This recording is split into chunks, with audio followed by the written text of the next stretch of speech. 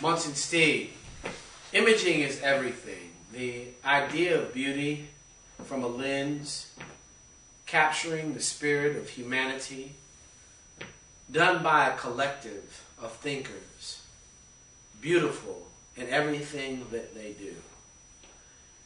Moving through the world, I happened on a beautiful sister who could speak in a collective voice, capturing images, expressing beauty, and an example of an amalgamation of love, catering to that constantly woven spirit of queenly beauty, motherly love, and sisterly voices that can be heard in the heads and hearts and spirits of all brothers throughout the world.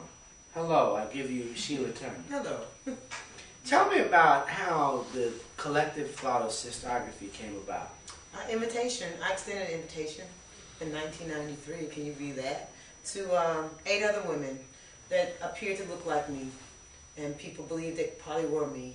But we might have looked alike, but we do different things. And so the invitation was extended, and 9 diverse women was a group of us that showed it, frames and fine arts. Little 5 points, Marion Langland, God bless her. And that led to sisterography. A fantastic photographer, a mentor and friend, Susan J. Ross, named us that afternoon in July, and she said we were sisters of photography, so it was sisterography. And it was to show that we were collectively working, but independently thinking. Why has a collective spirit of sisters been able to sustain a comprehensive and respectful unity throughout all these years? It's communication. And photography, that's what it is. I mean, we have something that ties us together, and it's imagery, and we became the agents of our own imagery. We decided that we wanted to take part in the conversation of how we were going to be remembered in the present day, in the future, for ever and ever. And we decided that we had the opportunity to do that, and in so many ways. So the more of us that gather, the more variety of ways the world has to see who we are, how we think, and how we operate. Because we may appear alike, but we're also uniquely different in approaches and ideas and concepts. So we have a common thing. We agree on something that we all feel is valuable to us, and then we begin discussing it. And we use a camera to speak, and we use photographs to voice it.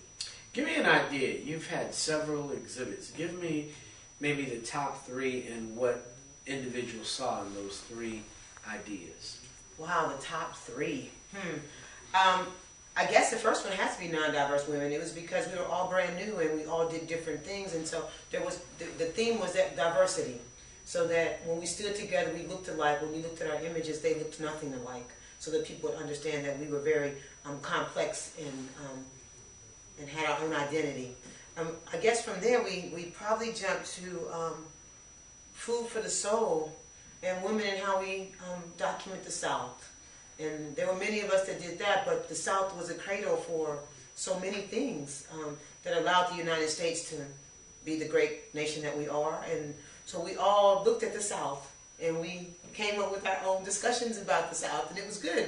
Some were nostalgic, and some were very urban, and but it spoke to the South, and that was good because we were born in the South. And what a great place for sisterography to get breath from, and all the history that's here, particularly in Atlanta. And then I guess autonomy ended up the 2010 year, and that was a conversation with self. And that was important. It was at the Southwest Arts Center here in Atlanta, and it was fantastic, but it was to show that this group of collective thinkers had conversations with our own selves, and that we had the courage enough to be able to present those conversations to the public so they could see what tied us together. So what would they see in a conversation with yourself? Just kind of a few images that come to mind. Oh, Susan J. Ross did beautiful images of Nina Simone and Sonia Sanchez. There was Lynn Marshall Linnemeyer that did a video installation that dealt with self. We had a newer member who is now our executive director, Sandra Oy, that had a self-portrait of her and how she would have been perceived. My personal work dealt with the self-portrait and the journey from graduate school to commercial life to professional life and back to myself as an artist. And so it was interesting. But you see images in frames and images unframed, and those that are being suspended and those that are being secured. So a little bit of all that was a part of it. Collective thinking. How do you see the benefit of all of you coming together? Because there's powers in numbers, and it really is. The powers in numbers so that you can be heard, so that you can be respected. But for us, it's like affirming oneself.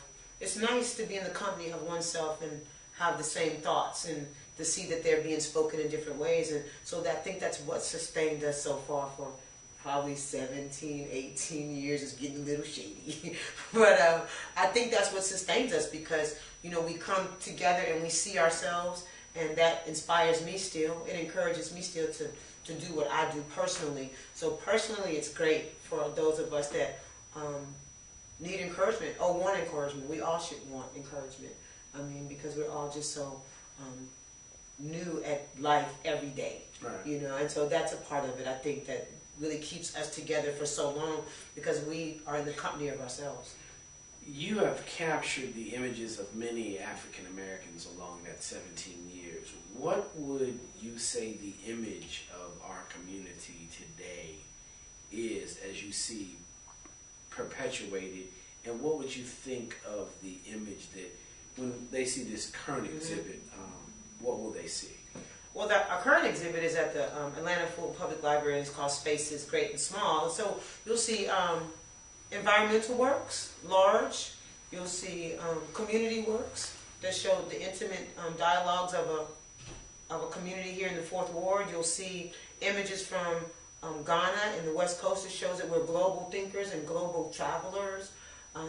As it relates to how we record and preserve our agency, then people should come and be empowered to know that we see nature, and we see it in the same eyes that the world sees it. It doesn't come with an ethnicity, doesn't come with a color. It just comes with a gift of sight. And so we're pleased to have that gift.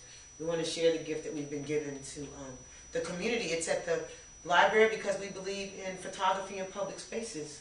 And so we still, with this exhibition in our 11th year of exhibiting during International Women's Month, we want the world to know that we believe that it's free and open to the public to see the world. It's free.